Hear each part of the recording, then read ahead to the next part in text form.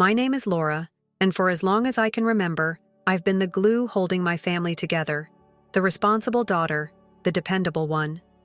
I've given more of myself than I ever got back, always hoping that maybe, just maybe, my sacrifices would be seen and appreciated.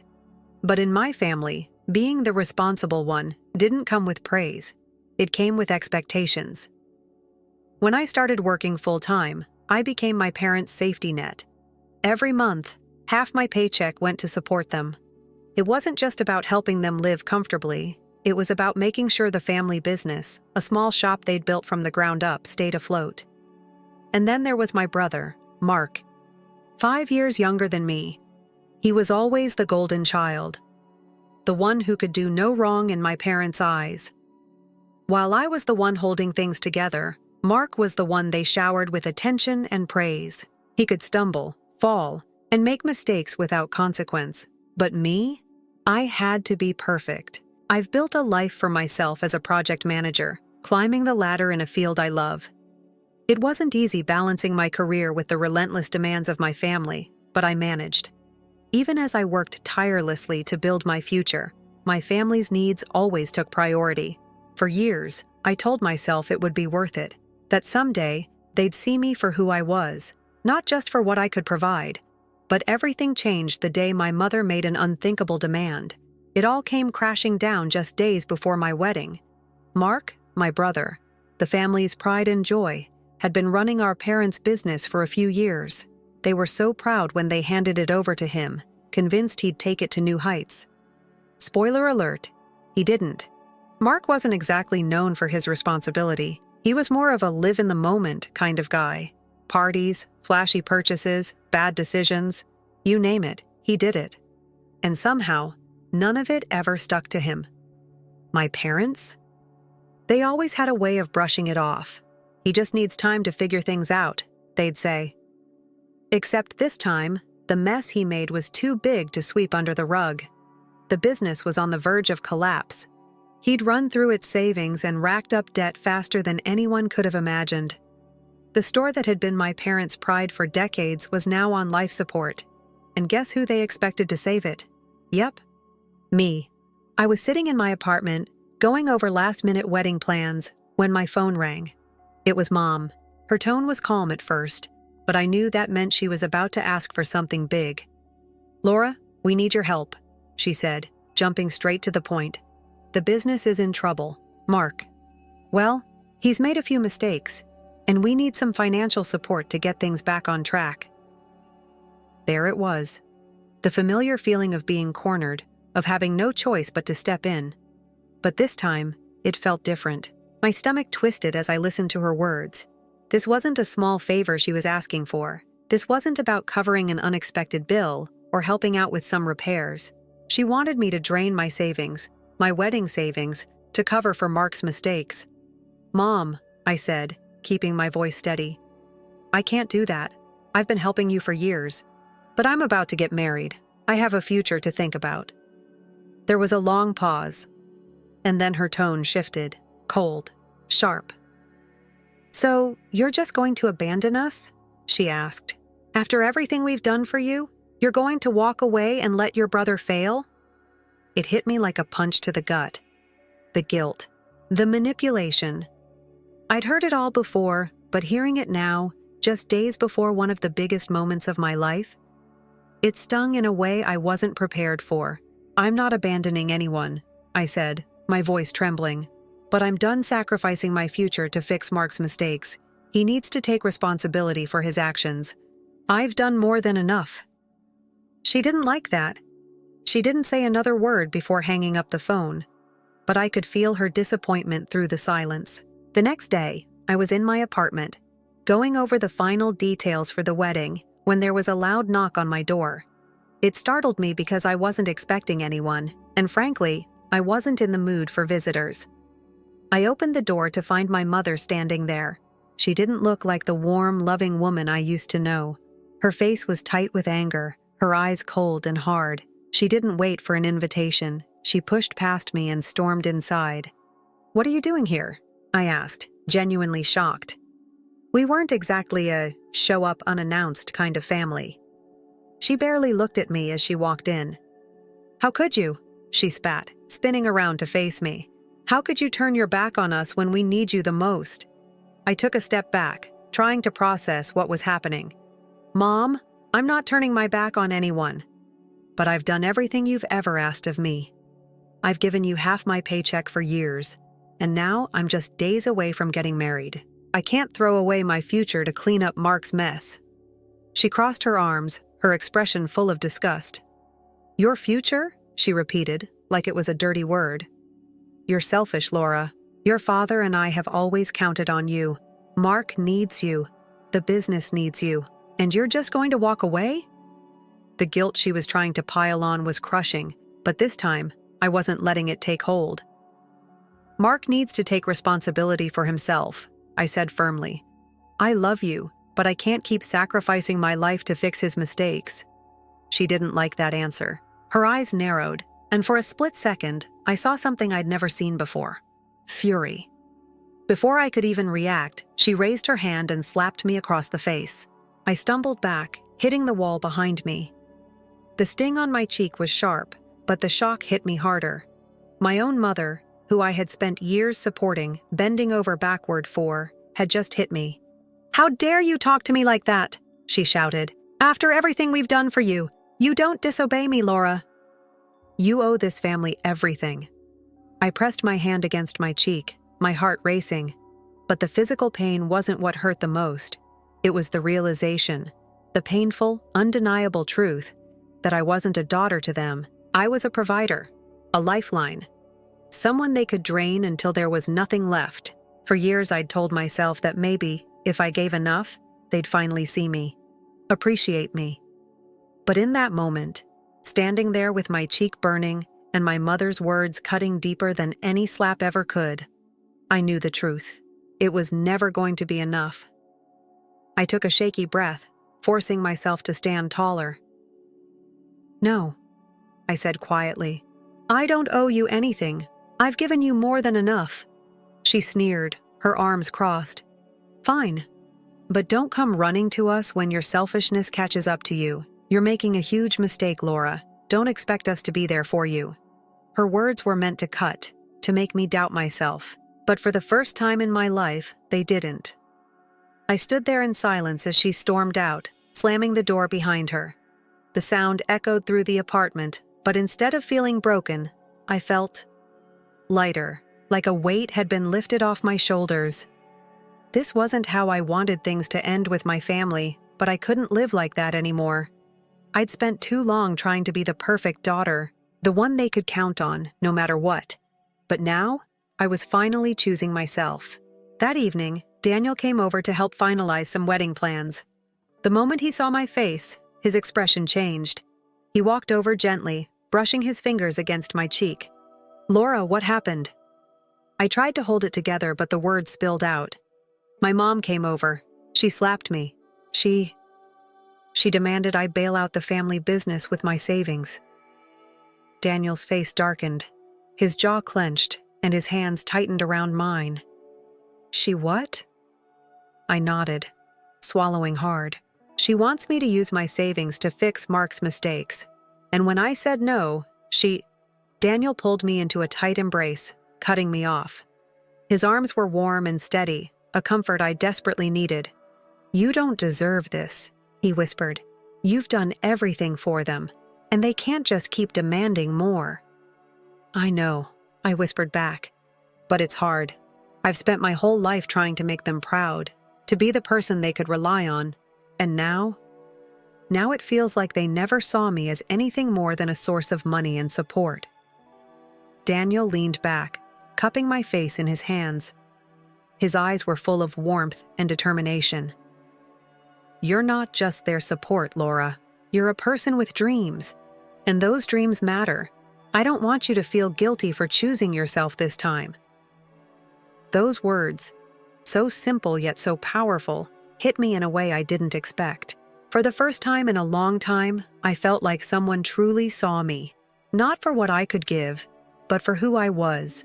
Daniel wasn't just my partner. He was my anchor.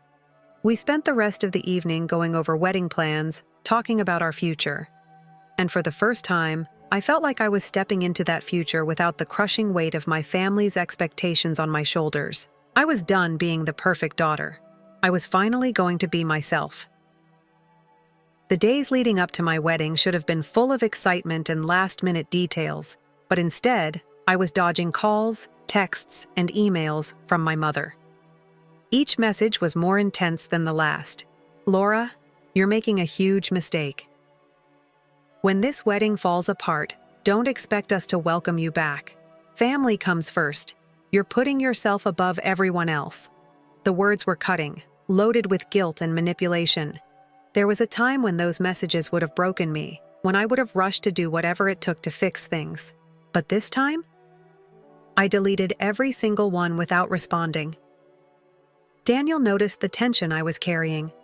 He didn't push, but he was always there, watching me carefully, ready to step in when I needed him.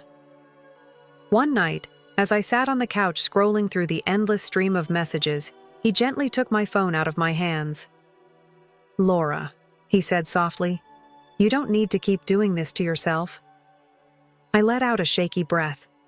"It's hard, Daniel. I've spent my whole life trying to be what they wanted. Now, I'm finally choosing myself, but it feels wrong, selfish." Daniel shook his head, his expression firm. "It's not selfish to choose your happiness. You've given them more than enough. They're just upset because they can't control you anymore." I knew he was right, but the guilt still clung to me like a second skin. The night before the wedding, my phone rang again. I almost ignored it, but when I saw it was my Aunt Julia, I answered. She was one of the few people in my family who'd ever truly seen me. "Hey, Aunt Julia," I said, trying to keep my voice steady. "Laura," she said gently, "I just wanted to check on you. I've heard about what's going on with your mom. Are you okay?" Her kindness hit me like a wave, and I felt my chest tighten. I'm okay. It's been hard, but I'm managing." "I want you to know," she continued, "you're doing the right thing. You've given more to this family than anyone ever should. It's not wrong to want something for yourself." I swallowed the lump in my throat. "Thank you. It's just hard letting go of everything I've been doing for them. I keep wondering if I'm making the wrong choice." "You're not," Aunt Julia said firmly. "You've spent years putting everyone else first. Now it's time to put yourself first. And if your parents can't see that, that's on them, not you." Her words made me feel a little lighter, like a weight had been lifted, even if just for a moment. "Thanks, Aunt Julia," I whispered. "Now," she said with a hint of warmth in her voice, "focus on your wedding. This is your moment, Laura. Don't let anyone take that away from you." The morning of the wedding, I woke up with a strange sense of calm. The anxiety I usually felt before family gatherings was gone. Instead, I felt grounded, determined to enjoy the day I'd been planning for so long. As I got ready, I glanced in the mirror.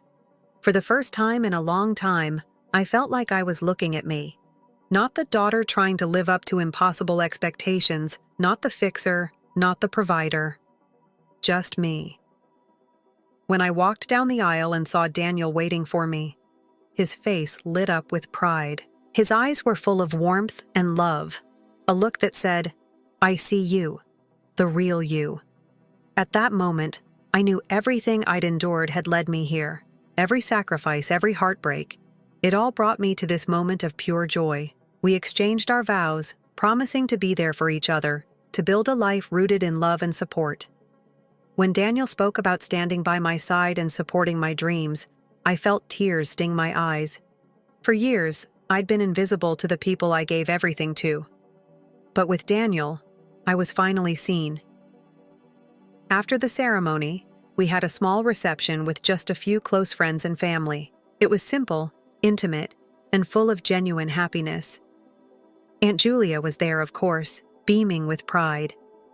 She pulled me into a hug at the reception, whispering, "I'm so proud of you, Laura." The rest of the evening was filled with laughter and love. For the first time, I wasn't weighed down by expectations or guilt. I was just me, celebrated for who I was, not what I could give. As the night wound down, I stood next to Daniel, watching our guests dance and laugh. He wrapped his arm around my waist, pulling me close. "How are you feeling?" he asked softly. "Happy," I said, smiling up at him. "Really happy." And for the first time in years, I meant it. A few days after the wedding, Daniel and I packed up our things and hit the road. Austin had always been our dream. A fresh start, a city where we could build a life without the weight of my family's demands hanging over us. The drive was long but peaceful. We talked about our future, about the kind of home we wanted, the adventures we'd have. For once, I felt like I was heading towards something I chose. When we got to Austin and started unpacking, I felt that sense of freedom again. The weight I'd carried for so long was finally lifting. It wasn't easy to let go of everything I'd known, but I was determined to build something new. Our apartment wasn't fancy, but it was ours. Bright sunlight streamed through the windows as we arranged our furniture, laughing at how out of breath we got carrying boxes up the stairs. It felt good, normal, simple, and ours. But of course, the past didn't let go so easily. Just a few days after we settled in, I got another message from my mom. This one was blunt, harsher than the others. "You've abandoned your family. You chose yourself over us. When things go wrong, don't expect us to be there for you." I stared at the screen for a long time, my heart pounding. Her words were like a familiar echo, pulling at that old guilt I thought I'd left behind. But this time, something was different. I read the message again, but instead of feeling crushed, I felt numb. I knew exactly what she was doing, trying to drag me back into that endless cycle of guilt and obligation. I didn't let it get to me. Instead, I deleted the message without responding. Later that night, Daniel and I sat on the balcony of our apartment, watching the Austin skyline light up. The air was warm, and there was a gentle breeze. I felt more at peace than I had in years. Daniel wrapped his arm around me, pulling me close. "How are you feeling?"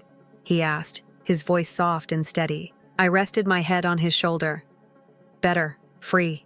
He smiled, pressing a kiss to my temple. "I'm proud of you, Laura. I know it hasn't been easy, but you've come so far. You're free from all of that now." His words settled deep in my chest. For years, I'd been carrying the weight of being the perfect daughter, the dependable one, but now I was finally living for myself. The guilt still lingered in the background, like a faint shadow, but it didn't have the same power over me anymore. Weeks turned into months, and life with Daniel was everything I'd hoped for. We explored the city, tried new restaurants, and made our little apartment feel like home. One afternoon, we were sitting on the couch, talking about our dreams and future plans. Daniel mentioned starting a family someday, and for the first time, the thought didn't terrify me. "I want to build something different," I said quietly. "A family that loves each other for who we are, not for what we can give." Daniel nodded, his eyes warm with understanding. "We'll do that, together." I knew we would. One day, I got a call from my cousin Adam. It had been months since I'd heard from anyone in my family, so I was surprised to see his name pop up. "Hey, Laura," he said, his voice hesitant. I wanted to check in. I heard about everything that happened and I wanted to say I'm sorry." That caught me off guard.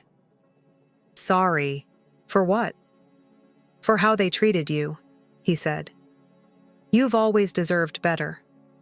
I don't know why they put so much pressure on you, but I want you to know. Not everyone in the family sees you that way." His words hit me harder than I expected. I hadn't realized how much I needed to hear that. "Thank you, Adam," I said softly. "It means a lot." We talked for a while, catching up on life. It felt good to reconnect with someone who saw me for who I was, not just what I could give. After that call, I slowly started rebuilding relationships with people who'd always supported me. Aunt Julia, Uncle Jacob, a few cousins, and close friends. These were the people who cared about me, not my paycheck or what I could do for them. But my parents? That relationship remained distant. I couldn't forget the years of manipulation, the slap, or the way they'd always prioritized Mark over me. Every time I thought about reaching out, I remembered the pain, the endless sacrifices, the realization that in their eyes, I was never more than a provider, and I knew I couldn't go back to that. One day, months after the wedding, I received a final message from my mom. "I miss you, Laura. Please, call me." I stared at the screen, feeling that familiar pull of guilt. But this time, it was different. I looked around our apartment, the life Daniel and I had built together, the peace I'd fought so hard for, and I knew what I had to do. I replied with a brief message, kind but firm. "I'm happy with the life I've built. I can't go back to what it was. I need to move forward." When I pressed send, I felt a wave of closure wash over me. For the first time in my life, I'd chosen myself. After I sent that final message to my mom, I sat in silence for a while, letting the weight of it settle. There was no going back now. I had drawn a line, one that was long overdue, and instead of feeling guilt or regret, I felt peace. For years, I'd lived under the crushing weight of my family's expectations. I'd been the dependable daughter, the fixer, the provider. But in their eyes, that's all I ever was. I had spent so long trying to earn love that was always conditional, love that depended on what I could do for them, not who I was. But now, I was free. Life in Austin was simple, and that simplicity brought me more joy than I ever thought possible. Daniel and I built our little routines, morning coffee on the balcony, weekend hikes, late-night conversations about everything and nothing. There was no pressure, no demands, just us, figuring out life together. One evening, as we watched the sunset from our balcony, Daniel reached over and took my hand. "Do you ever think about them?" he asked softly. I knew who he meant. "I do," I admitted. "Sometimes, but not in the same way I used to." "How do you feel when you think about them now?" I thought about it for a moment, watching the sky shift from orange to deep purple. "I feel sad, I guess. Not for me, for them. They missed out on really knowing me. They chose control and expectations over connection." Daniel nodded, squeezing my hand. "They lost something amazing." Hearing him say that made my chest tighten. I had spent so long believing I wasn't enough, that I had to do things to be worthy of love. But here was Daniel, loving me simply for being me. I leaned my head against his shoulder, feeling the steady beat of his heart. "I don't regret it," I said quietly. Walking away, I know it was the right choice. The following months brought more peace, more growth. I reconnected with people who truly valued me. Aunt Julia, my cousin Adam, and a few close friends. Those relationships became my family. We celebrated birthdays, holidays, and small moments of joy together. It wasn't the family I was born into, but it was the family I chose, and it was enough. Daniel and I talked more about the future, about starting a family someday. The thought used to terrify me, but now it felt different. I knew we'd build something better. A home filled with love, understanding, and support. One day, during a lazy Sunday morning, Daniel looked at me with that warm, steady gaze of his. "You know," he said, "you've come so far." I smiled, brushing a strand of hair from my face. "Yeah, I guess I have." "No," he insisted, sitting up a little straighter. "I mean it, Laura. You've been through so much, but you never let it break you. You chose yourself. That's a big deal." His words hit me deeply, more than I could express. I leaned over and kissed him, feeling that overwhelming sense of gratitude for having someone who saw me, really saw me. Months later, I got a call from Aunt Julia. "Hey, sweetie," she began. "I wanted to let you know that your parents are... well, they've been asking about you." I sighed, leaning back against the couch. "What are they saying?" "They miss you," she said gently. "They realize they pushed you too hard. They're not ready to apologize, but I think they're starting to understand." I stayed quiet for a moment, letting her words sink in. "I don't know if I'm ready to go back," I finally said. "That's okay," Aunt Julia assured me. "You don't owe them anything. This is your life. You get to decide if and when you want to reconnect." Her words gave me a strange sense of relief. I wasn't angry anymore. I wasn't carrying the same resentment, but I wasn't ready to let them back in either. And that was okay. One evening, as Daniel and I walked through downtown Austin, the air warm and filled with music from street performers, I felt that quiet sense of peace again. I looked at Daniel, his hand in mine, and smiled. "I'm happy," I said softly. He grinned back at me. "Good. You deserve it." For so long, I believed my worth was tied to what I could give to others. But now, I knew better. I was worthy simply because I was me. And as we walked through the bustling streets, laughter and music surrounding us, I felt it deep in my bones. I was finally free. Story 2. Ethan's eyes were flaming with anger, and his hands were clenched as I froze. "Nancy, do you believe you can respond to me?" Before I could respond, he snarled. With his face contorted in rage, he sprang at me and slammed both fists into my stomach, causing my already fractured body to tremble with anguish. Helpless and confined to the hospital bed, I held my sides as I gasped for air. The sound of footfall hurried approached the door, and I could taste the metallic tang of panic. Would this nightmare ever be over? Or would I lose everything at this particular moment? Nancy is my name. I am a 43-year-old homemaker with a kid named Lily, who is 7 years old. My life might appear picture-perfect from the outside. I'm married to Ethan, who once assured me that we would be happy and in love for the rest of our lives. However, looks may be misleading. Ethan was everything I believed I wanted when we first met. Charming, focused, and self-assured, he simply swept me off my feet. We met at a dinner party hosted by mutual friends, and I sensed a spark I had never experienced before as soon as our eyes met. Ethan seemed ideal, always having the appropriate words to say, the appropriate motions to use. In less than a year, I was planning a future I thought would be lovely, and wearing his ring. I quit my studies job at an accounting company to live the conventional life Ethan had dreamed of, one in which I would support his profession while concentrating on my family. It seemed like the proper choice at first. Ethan lavished me with love by organizing romantic nights and surprised me with flowers. Every sacrifice seemed valuable because of his assurances of a promising future. However, Ethan's attitude altered when the honeymoon period was over. The man who used to love me became cold and aloof. His kind gestures disappeared completely, and compliments became complaints. He began pointing out everything I hadn't done to his satisfaction, rather than asking how my day had gone. He now expected the immaculate house and the freshly prepared meals I used to love making, and anything less was frowned upon. Ethan would completely ignore me whenever I attempted to communicate how I felt. "Nancy, you're a housewife." With a smug smile, he would say, "Your life isn't very difficult." Even though his remarks were hurtful, I forced myself to ignore them because I had to be strong for Lily.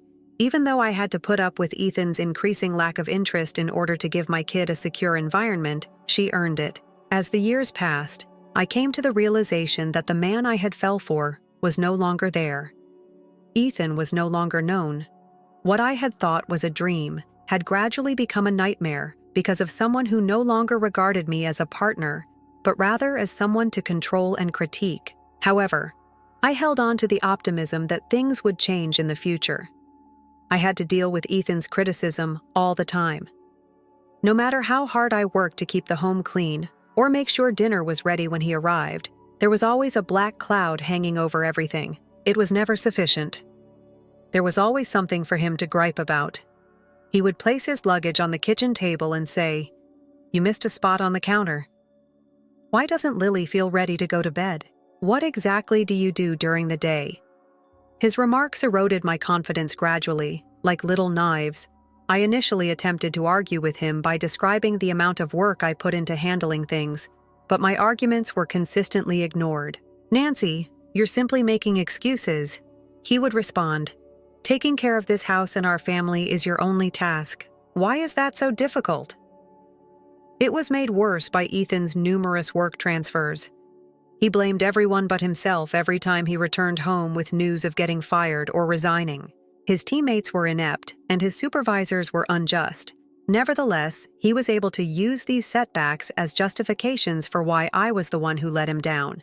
"It's your job to make my life easy." Instead, he would respond, "You're simply another issue that I have to handle."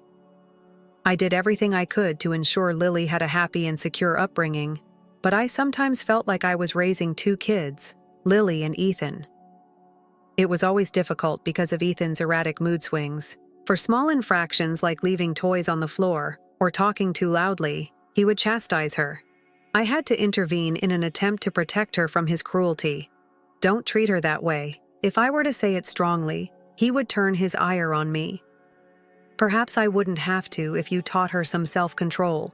He would lash out. As the years went by, I gave up on arguing. I knew that it would only get worse, and it was draining. Instead, even as my own soul drained, I concentrated on Lily and gave everything I could to provide her with a sense of security and love.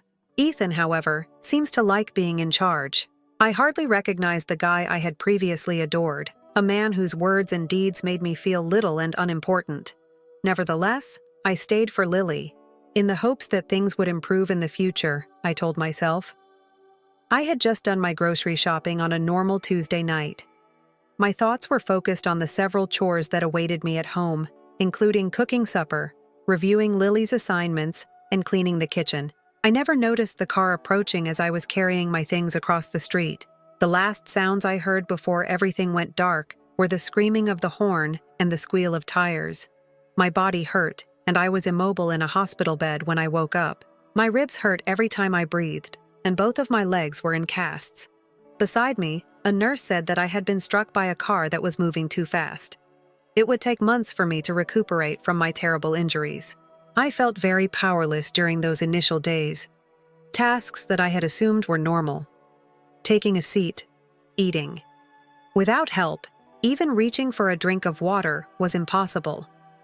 My lifeline was my parents, Eleanor and Richard, who came to see me every day and looked after Lily while I was in the hospital. They attempted to cheer me up with their unwavering support, gave me meals, and informed me that Lily was doing well. However, Ethan was not present. I had anticipated that as soon as he learned of the accident, he would come to my aid. There was only stillness instead. Weeks passed, and he still hadn't arrived. I thought he would be there every time the door to my hospital room opened, but he was never there. It was not until the third week that Ethan appeared. His face was not one of shame or worry as he entered the room. It was irritation. His arms crossed, he stood at the foot of my bed and spoke for the first time since the accident. "How much of a burden you've become is beyond you." His comments struck me more forcefully than the vehicle that had put me in this bed. Shattered, I gazed at him, attempting to comprehend the brutality of his words. How could he hold me responsible? How could someone treat me this way after I gave them so much? "What are you saying?" The antiseptic hospital room reverberated with Ethan's scathing remarks. "How much of a burden you've become is beyond you." He spoke again in a contemptuous, icy tone. I stared at him in shock as I fought to sit up my fractured body, objecting to every little motion. "Ethan, I didn't ask for this." With a quivering voice, I spoke. Being struck by a vehicle was not my choice. He snorted and stepped forward, looming over me like a magistrate giving a verdict. "Do you believe that has an impact? You are doing nothing except laying here, and I'm expected to take care of everything now." "Nancy, I can't afford this. You have to solve it." His words sliced through me, causing tears to spring up in my eyes. "Work things out. Ethan, I can't even walk." "What are you expecting me to accomplish?" Ethan's face became stern. "Get rid of your jewelry," he said. "This mess is more than you can handle. I won't waste any more money on you." I froze, briefly silenced by the shock of his wickedness. "Are you serious?" I muttered. "This is how you treat me after all that I have done for you." "Ethan, you're my spouse. You're meant to stand with me." "Help you?" His voice rose as he barked. "Nancy, you're worthless now. This family must be carried by me.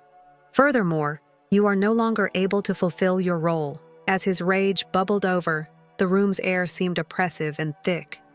I could no longer remain silent. Ethan, all I've done is help you. While you were working at several jobs, I maintained our house, nurtured our kid, and sacrificed my career for you. And right now, when I most need you, I'm useless, you say. Anger distorted his face. Do you believe you can respond to me? He slammed his hands into the bed's edge and yelled, You have no right to demand anything.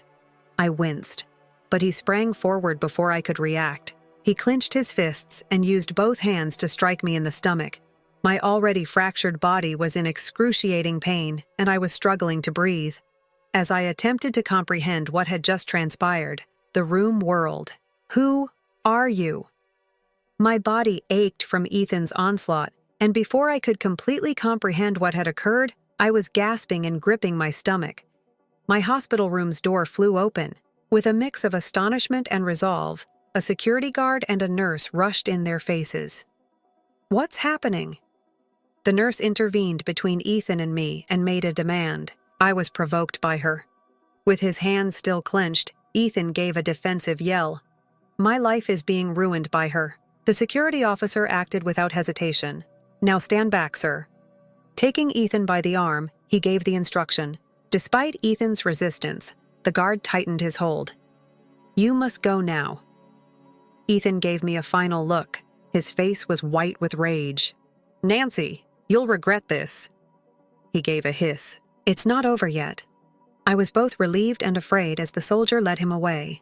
My entire body hurt. Even though my heart was broken, I knew for the first time that I couldn't keep quiet any longer. Ethan's brutality had escalated beyond redemption. Leaning over me, the nurse examined my wounds. Are you all right? Gently, she inquired. Her voice became worried. I gave a feeble nod, tears running down my cheeks. I said, Please, just keep him away from me. Those were some of the most difficult days of my life. Richard and Eleanor, my parents, took full responsibility and made sure I was never left alone. From taking care of Lily to discussing with hospital officials the possibility of submitting a formal report against Ethan, they took care of everything. Their steadfast assistance served as my bulwark against the storm. I was recuperating physically. However, the emotional wounds were more profound. I always see Ethan towering over me with his hands up in anger when I close my eyes. I was unable to shake the nightmare-like recollection of his onslaught. Even much it hurt, I felt I had to do something. For Lily as well as for myself. I started talking to Amanda, a lawyer, who promised that Ethan would be held responsible for his deeds. You've had enough, she stated firmly, referring to Nancy. It's time to defend yourself. A glimmer of optimism appeared in me for the first time in years. I was no longer merely getting by. I was getting ready to take charge of my own life. Fighting back was a difficult but essential decision. What I already knew had been confirmed by Ethan's furious outburst in the ICU. For the sake of both Lily and myself, I couldn't allow him to continue to dominate or hurt me. With my parents' help, I had to make sure he was held accountable for his deeds. I started assembling the materials I would need for my case. During our first encounter, Amanda, my lawyer, rapidly became my best ally. She was a brilliant and determined lady. She listened carefully as I described the physical assault in the hospital and the years of mental torture Ethan had endured. Nancy, you have a compelling argument. Amanda showed me the medical documents that detailed her injuries, as well as the testimonials of the hospital personnel. We can unequivocally demonstrate what he did. I felt like I had a new purpose after hearing those words.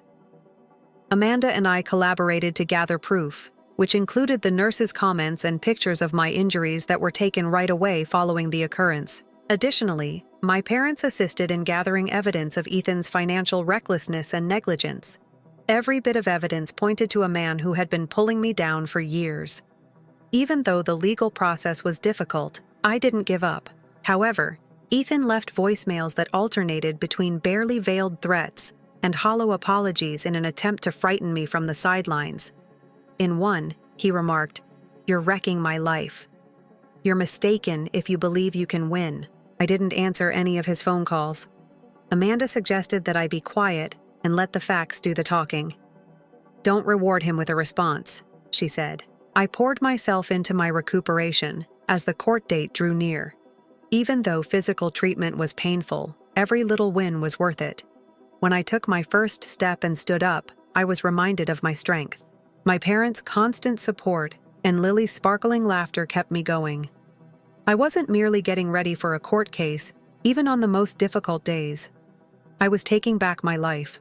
Ethan had deprived me of my self-assurance and autonomy for years. I was now resolved to prove to him and to myself that I was more powerful than he had ever thought. On the day of the hearing, I had a mixture of anxiety and resolve. Amanda was at my side as I entered the courtroom, wearing a straightforward but assured dress.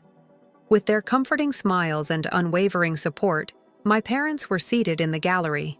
Too young, Lily, to comprehend the circumstances, remained at home with a reliable nanny. At the defense table, Ethan was already seated. His formerly assured manner gave way to obvious discomfort. His eyes kept straying toward me, while his lawyer murmured, barely in his ear. The man who had consistently attempted to control me suddenly appeared to be a shell of his former self.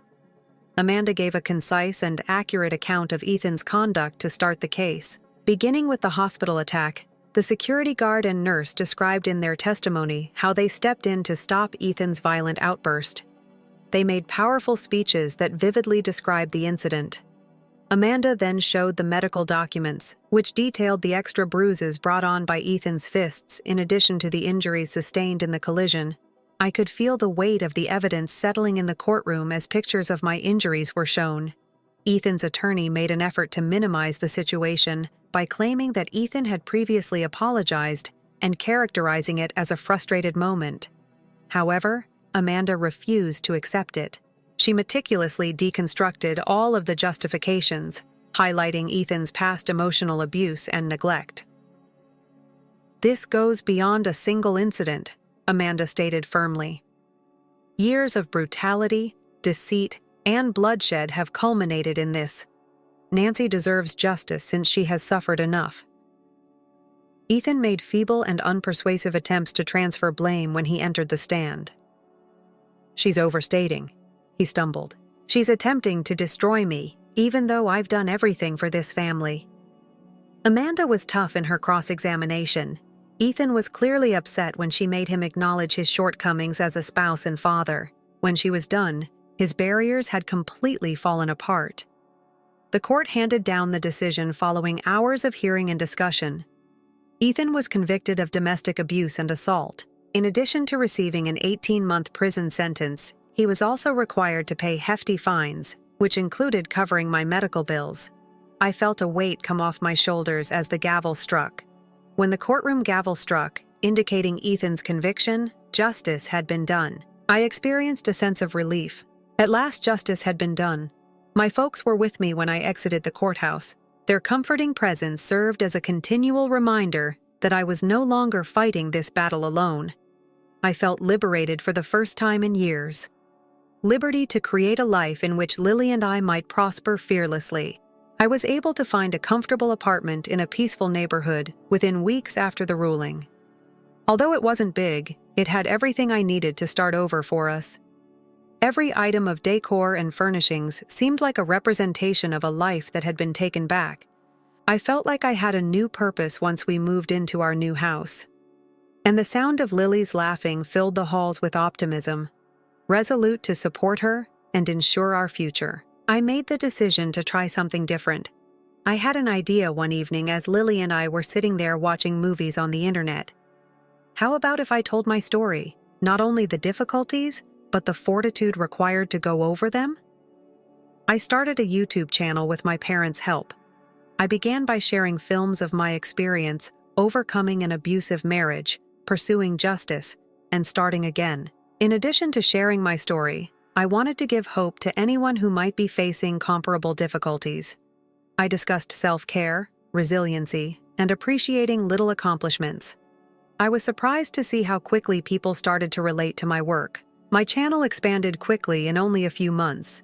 In their emotional remarks, viewers thanked me for inspiring them and shared their own memories. companies contacted me to collaborate, and the revenue one began bringing in for my channel, much above my initial projections. I felt financially independent for the first time in years. The channel's popularity enabled me to follow long-buried goals in addition to securing Lily's future. I started putting money aside for her schooling and organizing enjoyable outings for us, making memories I hoped she would always treasure. Every night, while Lily and I prepared supper or watched her favorite shows on the couch, our tiny apartment turned into a place of happiness and laughter. I was very appreciative of the life we had restored. The woman Ethan had attempted to shatter was no longer me. I was happier, smarter, and stronger. And I felt we had a bright future together with Lily at my side. I sincerely appreciate your support and interest in my channel. Remember to like this video if you found the narrative inspiring and enjoyable. Your encouragement inspires me to tell more tales like this. Leave a comment below. I would love to engage with you and hear your ideas. Have you or someone you know had difficulties similar to these? Let's have a discussion. Join my channel by subscribing. Don't pass up more inspirational tales, life lessons, and strategies for overcoming adversity. To receive updates on every new video, click the bell button. I am very grateful for your support. We can create a strong, hopeful, and upbeat community if we work together. I appreciate you joining me on this adventure. I'll see you in the upcoming video. Story 3. My fiancé's mother performed the unimaginable on my wedding day. She made me seem bad in front of everyone, intentionally setting up a situation to ruin my marriage. However, her face went crimson with anger as I kept my ground and her scheme failed. Then she suddenly produced a spray bottle and immediately sprayed my face, a spray that made my anguish intolerable. What followed was startling, more than I ever would have thought. It was a turning point in history. Hi there, I'm Maya, and I'm 27 years old. This is the tale of how I encountered love, endured heartache, and defended myself in ways I never would have imagined. I was employed in Dallas, Texas, at the time as a graphic designer, striking a balance between lengthy workdays and aspirations for a promising future. During my lunch breaks, I would often visit a tiny cafe where I met Ryan, a 29-year-old project manager. I was balancing a plate with a sandwich and coffee one beautiful afternoon when I ran into him by mistake and spilled my drink over his shirt.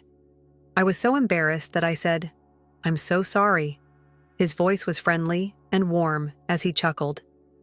"It's all right." Perhaps some excitement was required for the shirt. In the end, we sat at the same table and laughed over what had happened. An hour-long discussion about our careers, aspirations, and even our passion for hiking grew out of what had begun as a casual talk. In addition to being smart and personable, Ryan possessed a kind demeanor that put me at ease. Ryan kept coming back to the cafe at the same hour after that day, in the hopes of seeing me again. I eventually accepted his invitation to go out. I have butterflies in my belly. Even though it was only a casual meal, our first date was ideal. We became closer over the course of the following several months. With him, I sensed a future that I had never experienced with anybody else. Ryan felt it was time for me to meet his mother after we had been dating for 6 amazing months. Even though I was thrilled, I was also anxious. Although Ryan had always talked highly of his mother, Elaine, I could see he hesitated every time he said that I should meet her. When the time came, we took a car to her home in a posh, secluded area of Houston, Texas. I inhaled deeply as we drew into the driveway, straightening my dress and getting ready in my head. Elaine's piercing, perceptive eyes scanned me from head to toe as she met us at the door. She was a sophisticated woman in her mid-50s, with well-groomed hair and an authoritative manner. Her eyes did not quite meet her courteous smile. "You're Maya, then?" Her tone was calm and collected as she spoke. "Ryan made a passing reference to you." With a timid smile, I held out my hand. "Hi, Mrs. Carter. It's good to meet you." She shook hands firmly yet aloofly. "Call me Elaine, please." The remainder of the visit involved careful balance. Elaine questioned me about my family and my work in a number of direct ways. Each one was tinged with nuanced criticism. She arched an eyebrow when I said that I work as a graphic designer. "My field is creative," she remarked. "But it's not exactly steady, is it?" Despite my flushed cheeks, I was able to react composedly. "I'm enthusiastic about it, and I've put a lot of effort into developing my profession." Ryan tried to change the subject to something more lighthearted after seeing the tension, but there was no mistaking Elaine's disdain. I was exhausted and discouraged by the time we departed. I am disliked by her. As we drove off, I told Ryan, "All she needs is time." He promised me that as she gets to know you, she would change her mind. Over the following few months, my friendship with Ryan became stronger, despite the difficult beginning with Elaine. As we spent more time together, his confidence in moving forward increased. Union. But Elaine's criticism cast a persistent pall over our joy. In the end, Ryan made the decision to speak with his mother seriously. At her house one evening after supper, he mentioned that he wanted to pop the question to me, "Mother." His voice was forceful yet calm as he started. "I need to discuss Maya with you. I've made the decision to ask her to marry me because I love her." Elaine's face became tense. "Ryan, don't hurry. To be honest, I don't believe Maya is a good match for this family, and marriage is a significant commitment." "Mom." Ryan's voice rose a little as he spoke. "She has hardly been given a chance by you. She is friendly, industrious, and smart. Not even an attempt has been made to get to know her." Elaine put down her fork with a groan. "Ryan, all I care about is what's best for you. Love isn't the only factor in marriage. It has to do with background values, lifestyle, and compatibility. Even though Maya is a good girl, her background is different from ours." Ryan refused to back down. "None of that matters to me. I'm interested in her personal life. She also brings me joy. You want that for me, don't you?" After giving him a lengthy look, Elaine grudgingly nodded. "I won't stand in your way if this is what you've decided," she added. However, her voice was everything from joyful.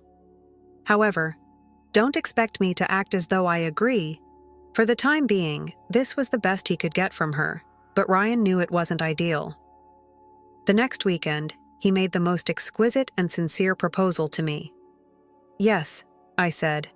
I was ecstatic without doubt. However, I was unable to overlook the ongoing conflict with Elaine. I was apprehensive and excited on the day of our wedding, which took place in Austin, Texas, on a gorgeous spring morning.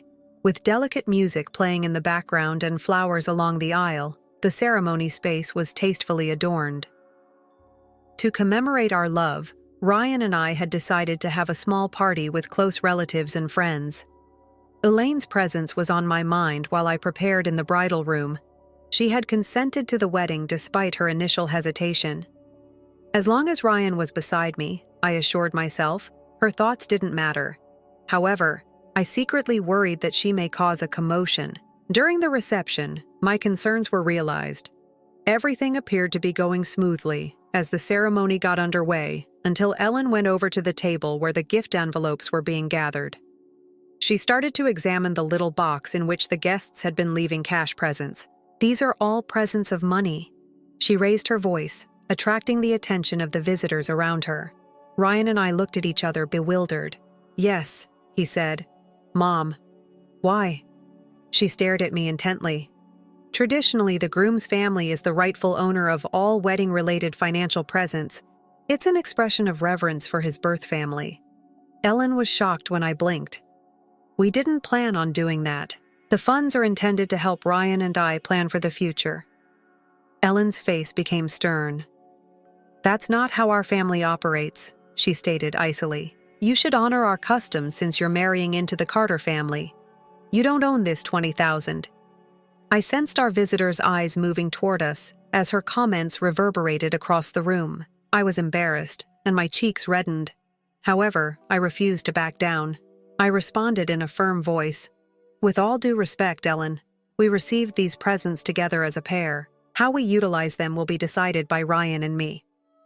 Ryan moved closer and put his arm over me for protection. "Let it go, Mom. The presents are for us, and this is our day. Don't destroy this moment, please." Ellen, however, was already furious. She dug into her purse and took out a little spray bottle, her face twisted in rage. "Do you really believe you can take what's rightfully mine and leave?" Before anybody could respond, she snapped. She sprayed the stuff straight into my face. An intense, scorching feeling swept across my eyes and face. My flesh swelled and went crimson.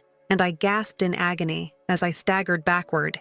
The scorching was so bad that I shouted out, tears streaming down my cheeks. I was about to collapse, but Ryan caught me. Maya. His voice was filled with terror and rage as he yelled, "Mom, what on earth is wrong with you?" As the room was filled with gasps and whispers, Ellen remained still, the spray bottle still in her hand. As others hurried forward to assist, Ryan was already pointing me in the direction of the exit. Ryan told his mother, "This isn't over." His voice was icy with rage. "This will cost you money." I was hurried to the closest hospital by Ryan. The spray is still stinging my face. My cheeks were wet with tears, and my vision was blurry due to the swelling. My heart was racing from shock and anguish as I held onto his arm. The medical staff took care of me right away when we got there. While the doctor assessed the reaction, a nurse carefully cleansed my face and administered a calming ointment. "Whatever was sprayed on your face is causing you to have a significant allergic response," the physician clarified. "You will be given medicine to control the discomfort and minimize swelling, but you will need to take it easy for a few days." Ryan sat next to me, gripping my hand, his expression a mix of fear and rage. "Maya, who would do this to you?" the physician inquired. "My mother-in-law." My voice was raspy as I answered, "She." At our wedding celebration, she sprayed me in the face. The doctor's face grew serious. "You ought to inform the authorities about this. This is blatant cruelty, not just assault." Ryan gave a strong nod. "Do not be concerned. This will not go unpunished." Ryan made sure I was stable before leaving the room to call someone. His face was grim, but determined when he returned. "The police will be there shortly." "Oh," he said. "Mom needs to be held responsible because she has gone too far." 2 policemen came to the hospital later that night to take my statement. I gave a detailed account of what happened, including how Elaine started a fight over the $20,000 wedding presents and used the spray to intensify the argument. She purposely carried that spray with her. With a quivering voice, I spoke. This was no coincidence. It was prearranged. Ryan backed me up, sharing his own description of the occurrence and the visitors who had observed it. We were given the officer's word that they would look into it and act accordingly. She may be charged with deliberate damage and assault. "We'll also gather the spray bottle as proof," one of the officers clarified. The next morning, as I rested at home with Ryan by my side, we received a call from the police. They had already questioned Elaine, who initially tried to downplay the incident, claiming it was a misunderstanding. However, the visitor stories and the spray bottle's contents left little question about her objective. Ryan's jaw tensed as he finished the conversation. "She's being charged, Maya. Assault with intent to harm. She'll have to face the consequences." Despite my discomfort, a sensation of relief came over me. Elaine's actions had caused me so much suffering, but justice was finally within reach. A week after the event, Elaine had her first court appearance. The evidence was overwhelming. Guest testimonials. There was no question about the allergenic substance's presence in the spray container or the medical records attesting to my injuries. The judge listened to the case attentively, appreciating the seriousness of Elaine's acts. "This is not merely a family disagreement," the judge added sharply. "This was a calculated act of harm, meant to inflict pain and humiliation on the victim." Ellen was found guilty of assault with intent to cause bodily harm. She received a $10,000 fine for the damages and a 6-month jail term. The judge also imposed a restraining order, preventing her from contacting me or attending any future family occasions without my approval. As Elaine confronted the repercussions of her conduct, I focused on recuperating physically and emotionally. My face's swelling subsided with time, but the mental wounds took longer to heal. Throughout this period, Ryan was my pillar of support, telling me again that I had nothing to do with this. "Maya, you underestimate your strength," he commented one evening as we sat on the couch. "Despite everything we've been through, we're still here. No matter what, you will always be protected by me."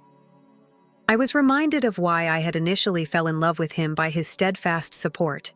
Ryan and I made the decision to go on with our lives in spite of the wedding's upheaval. A month following Elaine's sentencing, we had a modest private ceremony with only our closest friends and family. It was simple yet lovely, full of love and excitement. Everything our first wedding should have been when we exchanged vows. I felt a feeling of closure. The agony and shame brought by Elaine no longer defined us. We were stronger than ever. Are you and I prepared to begin this new chapter? Months became a year. Additionally, Ryan and I had found a lovely rhythm in our lives. We were now free to concentrate on creating our future, since our little ceremony had given us the new beginning we sorely needed. In an effort to help others, I had even started working with an advocacy group and shared my experience. I was at ease for the first time in a long time. However, that tranquility was put to the test one day when Ryan got a letter. With the envelope in his hand and a puzzled, tense expression on his face, he entered the living room. He sat down next to me and said, "It's from my mom." Elaine was frozen by me. A year had passed since her sentencing, and we hadn't spoken to her since. We had been able to heal because of her presence, or lack thereof. She had humiliated me on what should have been the happiest day of my life, and I could still feel the sting of the spray. What is it she desires? With caution in my voice, I inquired. Before giving the letter to me, Ryan opened it and read it quietly. Elaine had expressed her remorse in writing, saying that her incarceration had given her time to think about what she had done. She expressed regret for her actions. "I really apologize for the hurt I caused you both, and I now see how foolish I was. I aspire to be involved in your life once more and want to make apologies." I glanced up at Ryan. "Is she serious in your opinion?" He moaned, scratching his temples. "I'm not sure, Maya. She is still my mother, even if this doesn't change what she done. I'm not sure whether I can ignore her." We were both conflicted after reading the letter. It was Ryan's hope that his mother had changed, but the hurt she had given me was too great to ignore. Our lives were still plagued by the memories of what she had done. We argued about whether or not to answer for days. She shouldn't harm us once again, in my opinion. "One night," I said, my voice shaking. "However, I also don't want to be the cause of your mother's permanent loss." Ryan nodded, compassion shining in his eyes. "I get it. However, it could be worthwhile to give her a chance if there's even a chance that she's sincere. For us, not for her." We eventually decided to meet her, but only on our own terms. I demanded that it take place in an impartial public setting with predetermined bounds. At a peaceful cafe in the center of the city, we first met Elaine. She had changed appearance, less calm. Her experiences and the passing of time marred her once perfect beauty. She hesitantly rose up, her hands clutched together upon seeing us. "Maya." "Ryan." Her voice was shaking as she started. "I appreciate you agreeing to see me." There was stillness for a while after we sat down. Elaine finally said anything. With tears in her eyes, she continued, "I know I can't undo what I did. My own anxieties and pride caused me to become blind. I felt like I was losing my son, so I snapped at you, Maya. However, I now see my mistake. Ryan is fortunate to have you in his life. You are a lovely woman." I was taken aback by her remarks. The hurt of the past was still present, yet they seemed real. "Elaine," I said steadily, "it was more than a mistake what you did. You caused me much pain. Emotionally, as well as physically. I can't seem to forget it easily." With tears running down her cheeks, Elaine nodded. "I am aware. I don't anticipate being pardoned right now. I just want to give you an opportunity to see how much better I can be." Ryan looked across at me. He had a troubled expression. We weren't really ready for this time. It was up to me to decide whether to keep the isolation that had brought us tranquility or to let Elaine back into our life.